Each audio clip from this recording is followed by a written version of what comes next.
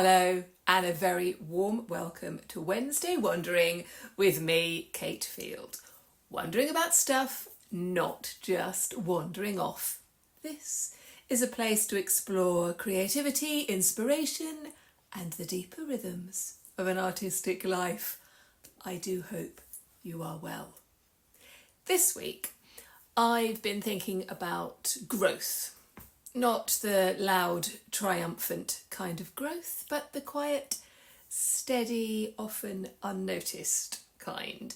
The kind that happens slowly, beneath the surface with tenderness and persistence. Spring, in all its soft insistence, is a good teacher in that respect, I think. And obviously, if you're in the southern hemisphere, you are experiencing autumn. But if you've ever watched how a tree unfurls its leaves, it's not all at once, is it? It's in stages, waiting for the warmth of the sun, for the light, for the right moment. You know what I mean. Growth isn't always bold. Sometimes it's shy and sometimes it's stubborn. But always it's alive.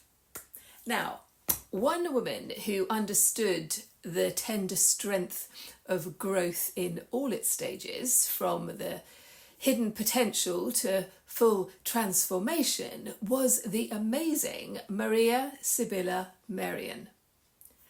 She was born in 1647 in Frankfurt.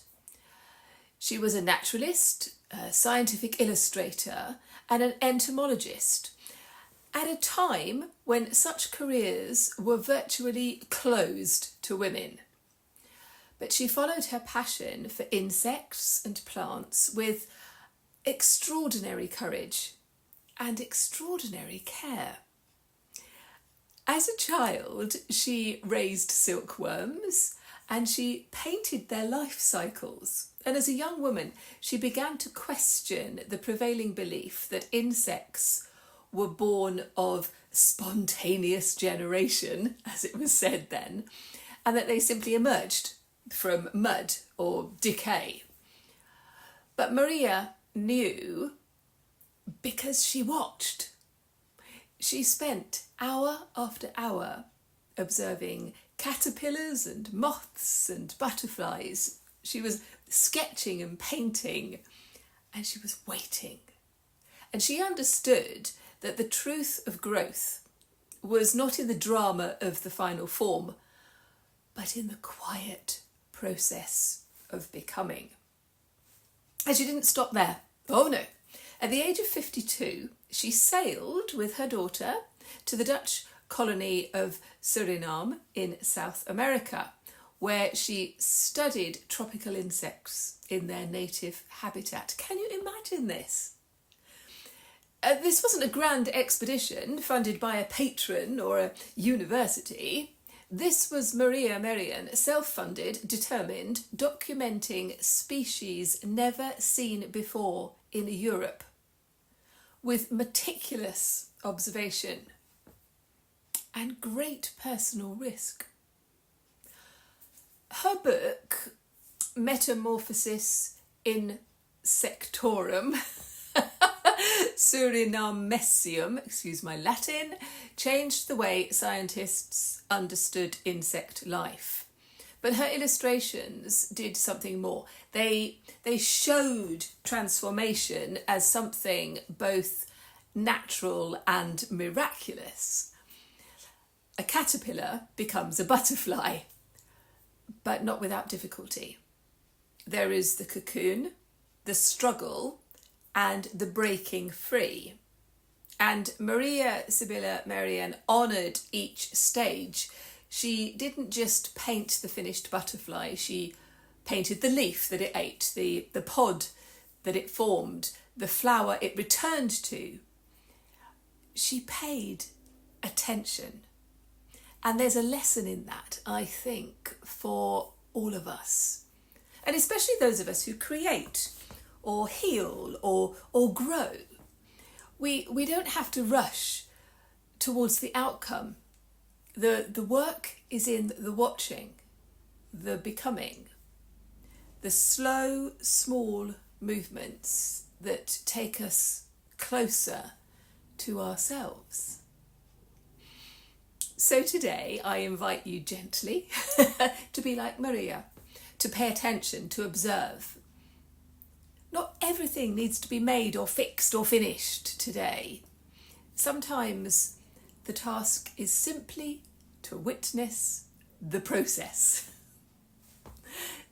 So, is there something that you'd like to learn more about? Perhaps there's a subject calling you quietly that you've never quite made time to explore. It might be the wildflowers in your local hedgerow, or the music of a forgotten composer, or the story behind a painting that you've always loved. Whatever it is, this is your encouragement to begin. Not with urgency, but with curiosity. Take your time. Do your own careful research. Make notes, sketch, wonder. Let the learning unfold as it needs to.